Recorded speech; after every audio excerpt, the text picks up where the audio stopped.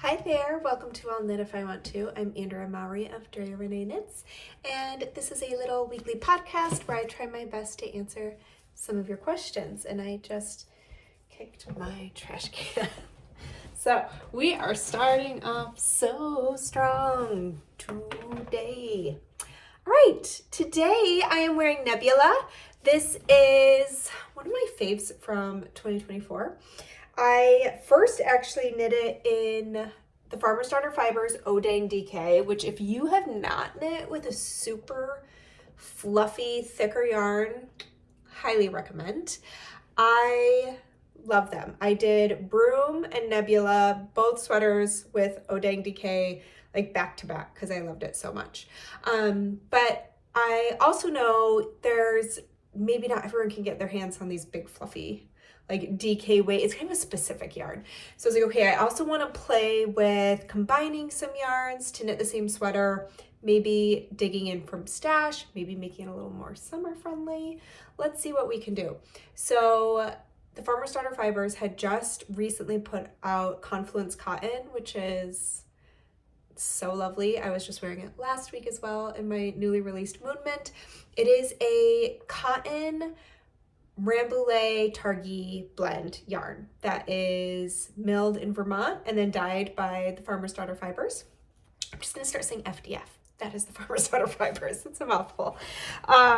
So what was I talking about? Oh, they had just released that. And I was like, okay, I want to hold that with just some regular Odang, because Odang is typical, like light fingering, lace weight, fluffy yarn, pretty easy to get your hands on. You can use mohair, you can get real bougie and use some brush cashmere, or you can go that baby Suri alpaca route, which is one of my favorites. And I then took a really unexpected color combo. So because this is just how we're going today on this wintry day, this is my bra. But that minty blue is the color of the cotton yarn in here, the Confluence. And then the Odang is like this grungy kind of acid yellow green. And I held those together and I was so tickled with the result. It was one of those, I'm just gonna play, I'm just gonna have fun, I'm gonna play, and I'm gonna try combining these two yarns, and maybe it'll be a bad idea, but I'm gonna go for it because I had the skeins near each other and I was like, dang, oh dang, that looks so nice together. So this was the second one I made. The first one out of just the Odang DK is also short sleeved because it really was geared more towards like a transitional weather top. It is so light, hence why it's called Nebula, like a cloud. That I find I can wear it in all seasons. But then I wanted to knit one with some sleeves. And so these have these really cute, you can't really see like that. Oh, see? Ooh la la, this little like puff sleeve action. So just cute. And then it has a rounded hem, which you probably can't see because, you know, I'm in tight quarters. This is actually a very like, there's probably not even 4 feet from wall to wall here. So not a lot of wiggle room. Anyways, this is Nebula. I love it. I hope you do too. If you haven't knit yourself one, give it a go. The nice thing is you can get 2 pretty different sweaters out of one pattern by doing one with just fluffy yarn, one holding some yarns together. You could even do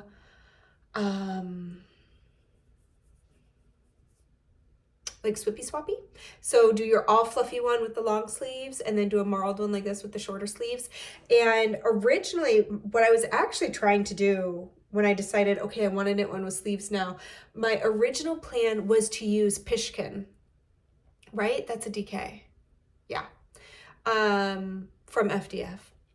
And because I knew DK, just straight DK yarns, no fluff, no stuff, they're widespread. You can get them lots of places. You grab them from your local yarn store. So I was like, okay, I want just an easy swap out. Some people also don't like the fluff, which, you know, to each their own. So that is what I was originally going to do. But when I tried to swap that in, the gauge was so drastically different because what happens with these fluffy yarns is you can do what I call kind of pushing gauge, where generally there's a guideline of like, okay, for fingering weight yarn, you can use between this size and this size of a needle. And then for worsted weight, you can use between this size and this size of a needle. So to me, pushing gauge is when you're going to go to the far end of that gauge range when you're choosing your needle size. So when it comes to a fluffy yarn, you can push to the bigger end of that range because the fluff fills in the fabric after you wash it. It blooms, it fluffs up, creates this really nice, like I always like to show, like, have you ever, if you're a sewist, you might know this, is some websites, they're so clever, and you need to see drape in fabric when you're sewing. And so they'll have these little GIFs that'll play on the website. Like there's all the pictures of the fabric, and you'll go to one that's like a little video, and it's them doing this with the fabric close up, like woo, woo, so you can see the drape. Anyways, so yeah. The Just DK yarn didn't work. The gauge was too different, and I would have had to change so many needle sizes that I didn't like the fabric that was created because it didn't have the fluff to fill in and make that really nice fabric I was looking for. So that's when I was like, ooh, let's try holding like a little bit of fluff with, ooh, sorry, beeping is happening, with a lighter weight yarn. So like a fingering weight, what have you. And it worked beautifully. Matched up just right, and it was fun to be able to have an option too to really play with color. So you know, that's where my heart is. Anyways, let's jump into some questions. Question number 1. This is episode 202. Can you believe we're in the 200s? It's wild. I mean, this has now been going for like 5 years. Can't believe it. Okay, is that right? I think it is. I think it started in 2020.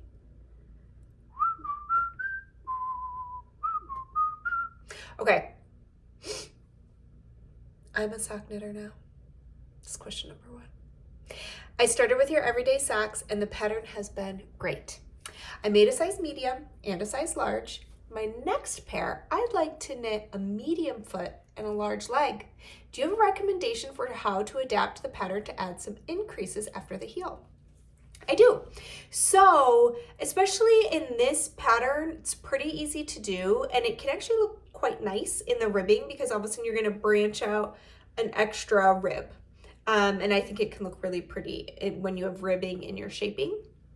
So you will want to decide where do you want that sock to start growing and how quickly do you want it to grow. So depending on the size difference between your ankle and your calf, I mean, these socks also, keep in mind, you can knit that cuff to any length. So you can make ankle socks, you can make calf, you can make knee if you really want to get crazy, and then I would definitely involve some shaping. You can make little footies, you can do you. So decide how tall are you going to make the height. Are you just going to do the recommended length that I did in the pattern, or are you going to change that? And then how quickly do you want to increase the size of the cuff for your leg? So what I would do is kind of take a little peek at my leg, which is what I've done in the past when I have knit socks with shaping.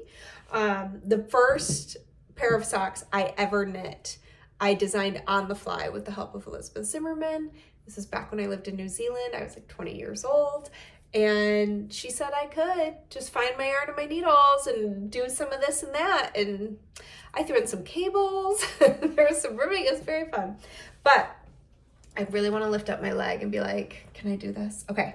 So we are focused on the leg. Okay. So maybe I want to get to here and then I want to start increasing. And so if we're looking at the medium and the large, no matter which section you're doing, so the socks have 11 sizes, but there's like a medium and large in each chunk. So there is, I believe, an 8 stitch difference between every single size, pretty much. Except for, well, anyways, there's going to be, if you are using 2 different stitch counts, because of the different sizes, not all of them have a difference in stitch count, depending on, I'm getting into the weeds. Let's just not worry about it. So between the sizes that have more stitches, It's an 8-stitch jump. So what I would do is I would increase 4 stitches on either side of the ankle. Let's see about this. Okay, yes, I'm going to use an old envelope to draw. Oh, a really not beautiful sock, but it's gonna do the trick. So here's our sock, right? So once I get to here, this is what I would consider like the ankle portion, and then maybe the calf portion up here. So what we want to do is increase 4 stitches on either side. So this is like the side of the foot, side of the leg. You can think about it as being the gaps between your front needle and your back needle. That's where I would increase in either of those gaps if you're doing magic loop. And you're going to do, so for increasing 8 stitches, you could either increase 4 stitches per round, or you could increase 2 stitches per round and spread them out more. So it just depends on how quickly you want to increase out. If you're going to do the 4 stitches per round, you're only going to have 2 increase rows. And I would probably space them about 1 inch apart. I would start one a little lower on the ankle, you know, not far after you get into the leg. And then I would go about 1 inch or so and do it again, and then keep going. So in that case, if I was increasing 4 stitches in one round, I would increase just like we did at the toes. So I would go to the ends of the needle and I would do your make one right, your make one left on either side. And I would just have it match. Your goal is that you want to have you're adding a knit 2 and a purl 2 on either side of your sock. So at first you're only adding 1 knit 1 and 1 purl 1. And then on your next increase, you're going to add the missing knit 1 and purl 1 and to stay in ribbing. I hope this makes sense. Now, if you only want to increase 2 stitches, then you could spread that out a little more and it would just be a gentler increase situation. So in that case, you would I would only increase 1 stitch in the gap, kind of like we did for the heel gusset. That is what I would mimic. So we would work to the end of your top needle and you would do a make one right, get to the end of the bottom needle and do a make one left. And you're going to do that 4 times. And just space them evenly. So maybe you want to do that after every 4 rounds or every 8 rounds, depending on, again, how quickly you want to get that extra inch in. And that's what I would do. And I think either one would be lovely. And you can kind of picture how that would look. So I think if it were me doing it, I would go with option 2. I would increase like I did for the heel gusset because I think it makes this really lovely line. That new ribbing is going to grow out of, and you kind of already have the directions for it if you follow the heel gusset directions. It's just that you're going to follow that increase, and you're just going to spread them out more instead of doing them every other round, unless you want to increase really quick. If you're like, nope, I love how the foot fits, but I want that extra inch in the ankle of the sock right away, then you could go into that right away after your heel shaping and do one after the other and just, there you go. The nice thing about the DRK Everyday Socks is that they are ribbing and they have a really nice elasticity and they want to hug you. So I think anything you decide is going to be fine because it has that nice elasticity. But let us know how it goes. Circle back. Okay, question number 2. Guess what I did not bring over here?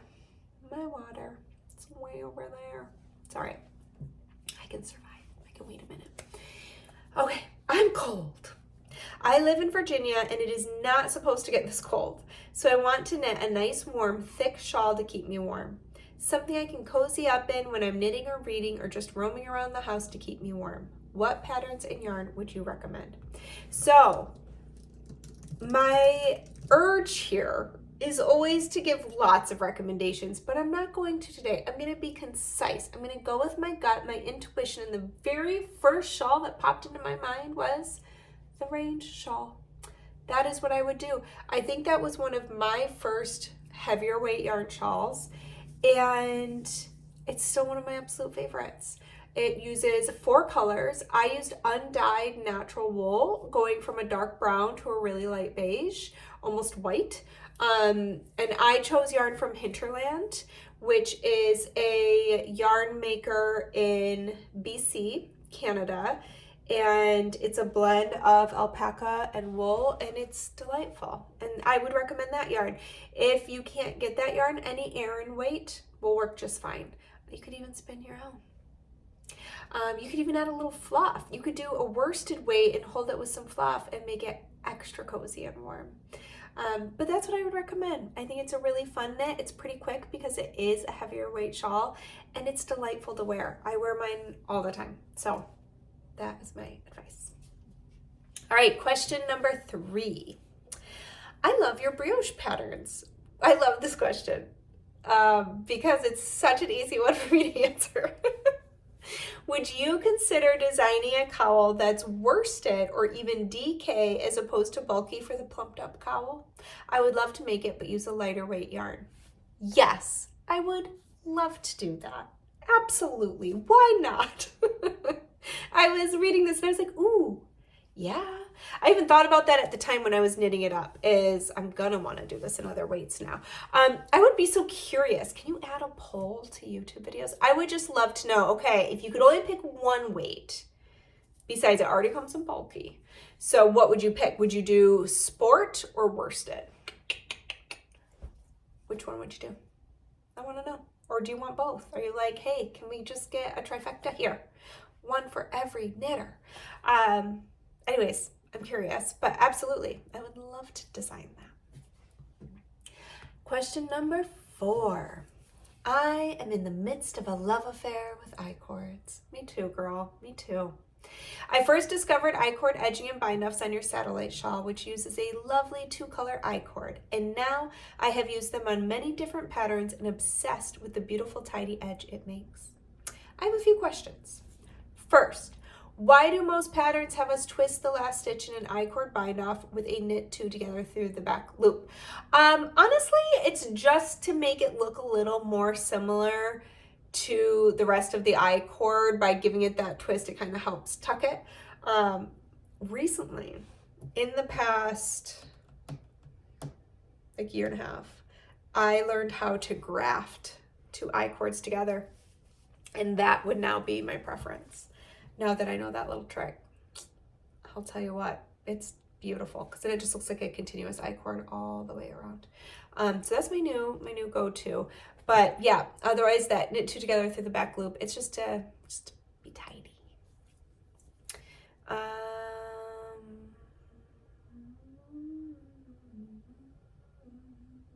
You know what I was just thinking? I almost might have to go watch my own tutorial. Do we do knit 2 together through the back loop for the whole bind off, or is it just the end? Can't remember.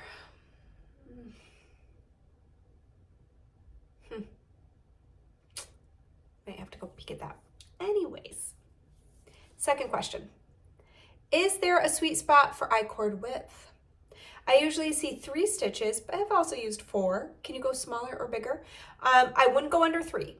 Under 3 is just 2, and then you just really have a twisted situation going on. So personally, I wouldn't go below 3. Doesn't mean you can't try it. And 4 is also lovely, and you can do more. I don't know how far I would push it. I will say this is where I guess I get a little... Maybe I'm a little boring. I always kind of default to the 3, but why not play with it? See what you want to do, and see what you think as you grow it. What is your sweet spot? What is your favorite? And last, what else can I put an I-cord on? I've used it on the edges of shawls and scarves, but I want to spread the I-cord joy around. So I've also used it as an edge treatment on sweaters. It's really cute as the cuff on a sweater instead of ribbing a little I-cord. It's great for the top of a pocket. Really cute. And if you really want to get snazzy, there is, I'm going to grab it real quick, this handy tool that you've probably seen bopping around. If you are having a love affair with I-cords, then maybe you've seen the Cordsmith. This cool tool makes I-cords. And my friend Rachel from Spin Cycle Yarns is a weaver, and she's so talented, and she made a whole bunch of I-cord with this handy little tool, and then she wove with it. If you go look on the Spin Cycle Yarns Instagram, you're gonna have to go way back because this was months ago, but they showed it, and I was like, wow, that is the coolest thing. And this comes with there's 2 different sizes. So there is a large and a small. I gotta get out of there so it'll focus. Still not doing it.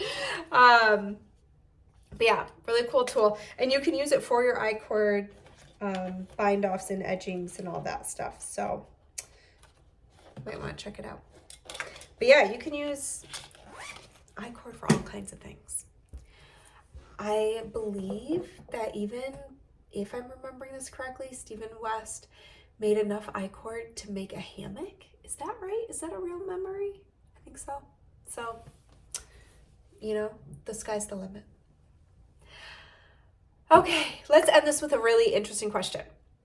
Do you ever get a design all the way to test knitting and then have to go back and redo or make heavy modifications? I'm so curious about the design process. You mentioned recently it's very slow. I'm always impressed by your ability to have a steady release of fun to knit designs. Well, thank you so much. So I have only ever had one design that went to testing that I actually ended up scrapping. And it was a very complicated design. It was years and years and years and years ago. This was within like the first year or 2 that I was designing, and I did a sweater. It was a cardigan. It was really cute, but the proportions were just wrong, and it was such a complicated pattern that I was like, this is just one for the burn pile. It's not gonna make it. It's not gonna make it to the world. And nowadays I have probably about a design a year that does end up on the cutting room floor, if you will, but it doesn't make it to testing. It usually doesn't even make it to my tech editor. I'll know by the time I'm done knitting it if I'm like, meh. Or sometimes when I go to write it. Sometimes when I go to write a pattern, maybe I love my sample, but then when I go to write a whole pattern for it, I'm like, oh, you know what? This one is just, there's a reason why either it doesn't grade well across all the sizes that I want to offer, or it's too complicated or what have you. And so sometimes things just don't get to see the light of day and they become one-offs just for me. But once something gets to test knitting, it's usually should be pretty much ready for market, in my opinion. So things definitely can come up in test knitting sometimes, but I try to work all that out well before I have anybody test knit a pattern. They are always tech edited. I think they should be ready to publish. And the test knitting is just that final hurrah to say, hey, do you like knitting this? Is it fun? And do you like what you got at the end of it? So it shouldn't be in the kind of shape that I have to completely redo it or scrap it, because then I shouldn't be giving it to test knitters, I don't think. But yeah, the design process is slow. I think a lot of times people think that I crank things out really fast, but it's just that I'm already working on things for, 6 months down the road, because it is such a slow process. So especially like a sweater needs a lot of time. I did just recently finish up a sweater that I had to reverse engineer. And so I knit an entire sample, realized it was going to be way too complicated.